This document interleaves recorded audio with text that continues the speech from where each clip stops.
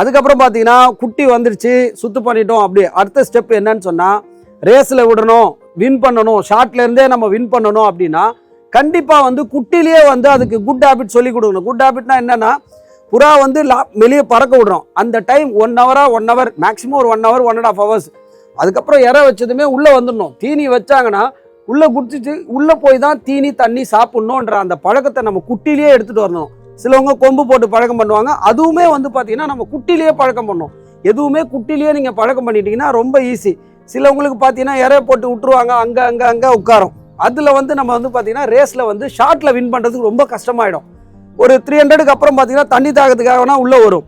அதனால் முடிஞ்ச அளவுக்கு புறாவை சின்ன வயசுலேயே குட்டியில் ஏறி இறங்கும் போதே வெளியே விட்டா உள்ளே போய் தான் தீனி தண்ணி சாப்பிட்ணும் அப்படின்ற அந்த பழக்கம் வேணும். ஏன்னா சில டைம் பார்த்தீங்கன்னா மழை விட்டுச்சுன்னு சொன்னால் பேஞ்சு விட்டா அங்கங்கே தண்ணி இருக்கும்.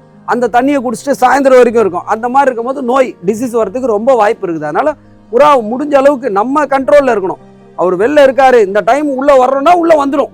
அப்படி தான் வர வைக்கணும். அப்படி வர வச்சாதான் நம்ம வந்து ரேஸை வந்து கடைசி வரைக்கும் எடுத்துகிட்டு போய் சக்ஸஸ் பண்ண முடியும். சின்னதுலேயே அதுக்கு குட் ஹேபிட் சொல்லி கொடுத்துடணும்.